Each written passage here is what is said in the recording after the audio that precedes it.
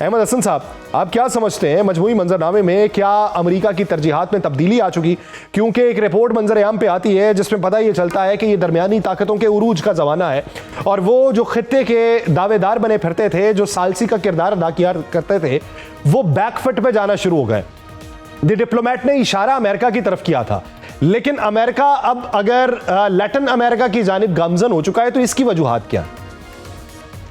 जी देखें, जैसा मैंने अभी आपसे इससे पिछले सेगमेंट के अंदर भी कि अमेरिका का इस वक्त जो अमेरिका के अंदर जो लोग इक्तदार में हैं वो अमेरिका फर्स्ट की पॉलिसी लेके आए हैं और वो कहते हैं कि हमने अमेरिका को बैरूनी जंगों से निकालना है। चाहे टेड क्रूज की बात करें, चाहे टकर कार्लसन की बात करें, चाहे अमेरिकन वाइस प्रेसिडेंट की बात करें, चाहे डोनाल्ड ट्रंप की बात करें, वो निकालने की वजह क्या है? वो निकालने की वजह ये है, वो ये कहते हैं कि अगर America continues to fight external battles Israel के बिहाफ पे या दूसरे पार्टनर्स की वजह से, तो अमेरिका के अपने जो पावर कॉरिडोर्स हैं या अमेरिका की जो इंटरनल पॉलिटिक्स है वो सिविल वॉर की तरफ चली जाएगी और अमेरिका जो थोड़ी बहुत ग्लोबल डोमिनेंस है उसके चक्कर में अपनी रीजनल डोमिनेंस से भी जाएगा। सो अमेरिका की एक पॉलिसी इस वक्त ये है कि हमने बैरूनी जंगों से निकलना है, यानी जो मिडल ईस्ट और यूरोपियन थिएटर में है, लेकिन हमने अपना स्ट्रॉन्ग होल्ड रीजन के अंदर उसको स्ट्रेंथन करना है। और वही उनका जो पुराना मॉनरे डॉक्ट्रिन है उसमें उन्होंने वाज़ेह तौर पर यह बात कही हुई है कि वो जो ग्लोबल पावर्स हैं या बड़ी पावर्स हैं उनको इस रीजन के अंदर अपना मिलिट्री और इकोनॉमिक स्ट्रॉन्ग होल्ड कायम नहीं करने देंगे।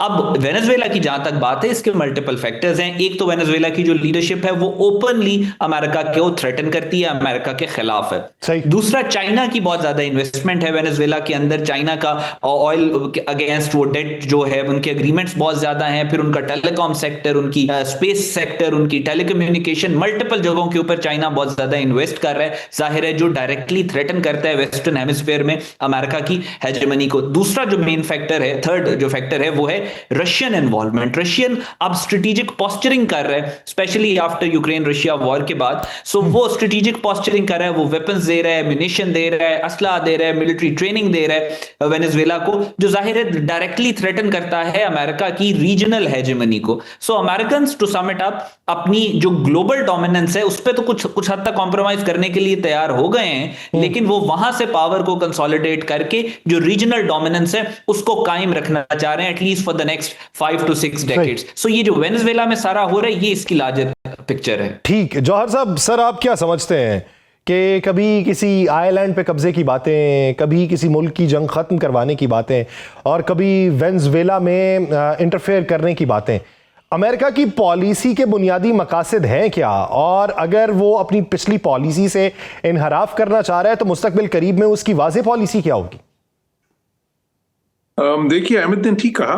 देखिए, मॉनरो डॉक्ट्रिन जो है वो 19वीं सदी में आया था। उस वक्त ही अमेरिका ने कह दिया था कि जो सदर्न हेमिस्फीयर है हम उसमें दूसरों को, उस वक्त तो यूरोपियन पावर्स की बात हुई थी, उन पर इंटरफेयर नहीं करने देंगे। वो समझता है कि ये हमारा जो स्फीयर ऑफ इन्फ्लुएंस है। हालांकि फिर वहां पे बहुत से मुल्क बाद में, देखिए क्यूबा में रेवोल्यूशन उनके खिलाफ आया और भी बहुत से मुल्कों में साउथ अमेरिका जो है after the second world war. लेकिन देखिए, अमेरिका के जो कोर इंटरेस्ट हैं, एक तो ये है जाहिर है कि वो they are the only global power भी जो है। उनके 800 दुनिया में इस वक्त तकरीबन जो है अड्डे हैं, जो फौजी अड्डे हैं, जिसको आप कहते हैं बेसिस, जो मिलिट्री बेसिस हैं। तो वो किसी भी मुल्क की उसके बाद उसका अशर शीर भी नहीं है बिल्कुल। तो एक उनकी जो नेवल पावर है जाहिर है पूरी दुनिया में है। तो साउथ अमेरिका, अब उसमें वो भी ऐसा मुल्क जो वेनेजुएला है जिसमें ऑयल के रिजर्व सबसे ज्यादा हैं दुनिया में, इवन सऊदी अरब से भी ज्यादा हैं, रशिया से भी ज्यादा हैं। तो बिल्कुल अब जाहिर है उसमें उनका इंटरेस्ट तो होगा।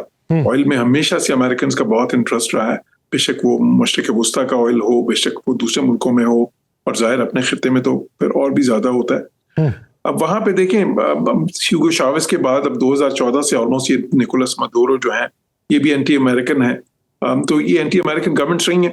उनका वेनेजुएलन्स को नुकसान भी बहुत हुआ है। उनकी इकोनॉमी देखें तबाह हो चुकी है, हाइपर इन्फ्लेशन जिस तरह आपने कहा, वहां पे अशिया की किल्लत है, बिल्कुल एक जो है ना क्योटिक किस्म की इकोनॉमी है और बहुत मुश्किलात में है वहां के अवाम, क्योंकि वो जो उन्होंने एंटी अमेरिकन स्टैंस या एंटी वेस्टर्न स्टैंस लिए हैं उनकी लीडरशिप ने, उसने कोई बहुत ज्यादा फायदा नहीं दिया वैसे उनकी जो है ना मुल्क के अवाम को।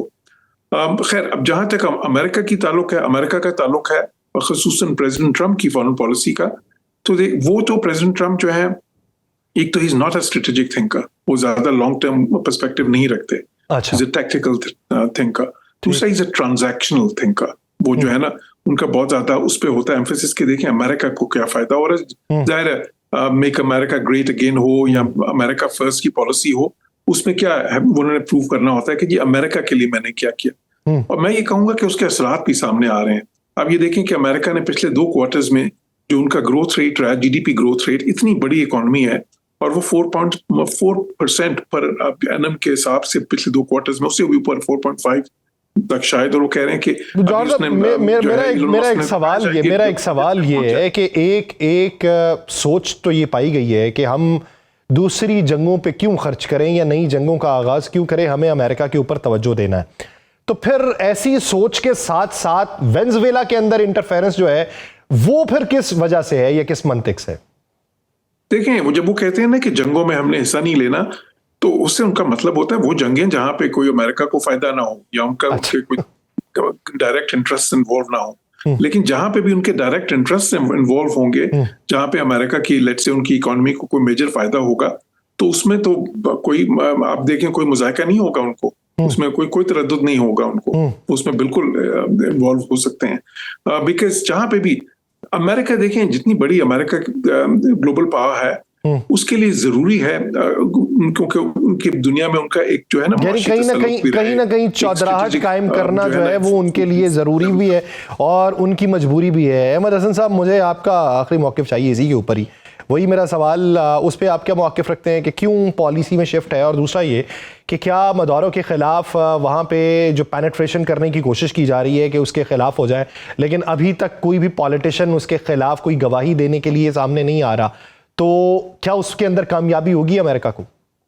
जी देखें, बात यह है कि अमेरिका की इस वक्त जो ये पॉलिसी है, अमेरिका बिहाइंड द सीन्स बहुत सारी ऐसी चीजें चल रही हैं जो पब्लिक में नहीं आती, लेकिन इतना कोई आसान और इतना हंकी डोरी नहीं है अमेरिका के अंदर जो सब कुछ चल रहा है। अमेरिका ने जिस पॉलिसी 2001 के बाद पूरे मिडिल ईस्ट में और ये बाकी जंगों के अंदर उसने टोटल वॉर का कॉन्सेप्ट दिया था, रिचर्ड पर्ल ने और डिक चैनी ने वो जिस इंस्टीट्यूट के थ्रू दिया था उसका नाम था अमेरिकन एंटरप्राइज इंस्टीट्यूट, और जो पेपर था उसका नाम था project of new American century.